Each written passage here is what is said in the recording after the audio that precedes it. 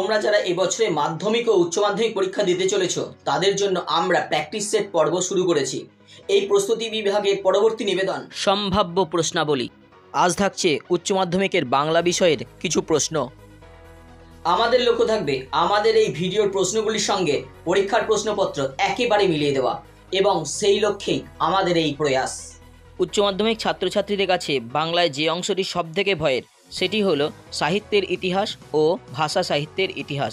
এই অংশ থেকে মাত্র কয়েকটি প্রশ্ন দিয়ে তোমাদের সহযোগিতা করার চেষ্টা করেছি।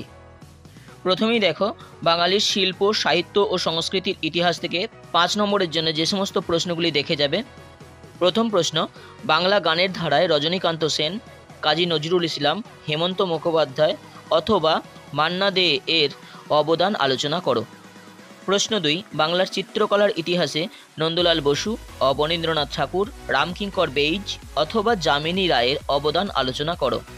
3 নম্বরে রয়েছে দেখো, বাঙালির বিজ্ঞান চর্চার ইতিহাসে জগদীশচন্দ্র বসু, মেঘনাদ সাহা, সত্যেন্দ্রনাথ বসু অথবা আচার্য প্রফুল্লচন্দ্র রায়ের অবদান আলোচনা করো। 4 নম্বরে রয়েছে, বাঙালির বিজ্ঞান ভাবনা ও বিজ্ঞান চর্চার ইতিহাসে জোড়াসাঁকো ঠাকুরবাড়ির অবদান আলোচনা করো। পরের প্রশ্ন, বাংলার 2টি লোকসঙ্গীতের ধারার নাম ও তাদের সংক্ষিপ্ত পরিচয় দাও। 6 নম্বরে রয়েছে, পট শব্দের অর্থ কী, এই শিল্প সম্পর্কে আলোচনা করো। প্রশ্ন 7, বাংলা চিকিৎসা বিজ্ঞানের ইতিহাসে কাদম্বিনী বসু গাঙ্গুলি অথবা বিধানচন্দ্র রায়ের অবদান আলোচনা করো। 8 নম্বরে রয়েছে, বাংলার চলচ্চিত্র ধারায় সত্যজিৎ রায়, মৃণাল সেন, তপন সিংহ অথবা ঋত্বিক ঘটক এর অবদান আলোচনা করো। এবার দেখো, ক্রীড়া সাহিত্য থেকে যে সমস্তগুলি দেখে যাবে। প্রথমেই রয়েছে সার্কাস, তারপরে রয়েছে বাঙালির কুস্তি চর্চা, ফুটবল এবং দাবা খেলায় বাঙালির সাফল্য। পরীক্ষার্থীরা, তোমরা এই প্রশ্নগুলি খাতায় তুলে নাও এবং বারবার প্র্যাকটিস করো। তোমার প্রস্তুতি একমাত্র তোমাকেই তোমার নিজের লক্ষ্যে পৌঁছে দেবে। এরপরে রয়েছে ভাষা সাহিত্যের ইতিহাস। এই অংশটি থেকে 5 নম্বরের জন্য প্রশ্নগুলি একটু দেখে নাও। প্রথমেই রয়েছে, প্রত্যয় কাকে বলে, ব্যবহারিক প্রয়োগের অবস্থান অনুযায়ী প্রত্যয়কে কয়টি ভাগে ভাগ করা যায় ও কী কী, প্রত্যেক ভাগের একটি করে উদাহরণ দাও। তারপরে 2 নম্বরে রয়েছে, গঠনগত দিক থেকে বাক্যের শ্রেণীবিভাগ উদাহরণ সহ আলোচনা করো।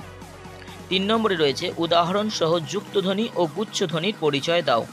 প্রশ্ন 4, উদাহরণ সহ ধ্বনিমূল ও সহধ্বনির মধ্যে সম্পর্ক লেখো। প্রশ্ন 5, অবিভাজ্য ধ্বনি কাকে বলে, 2টি অবিভাজ্য ধ্বনির পরিচয় দাও।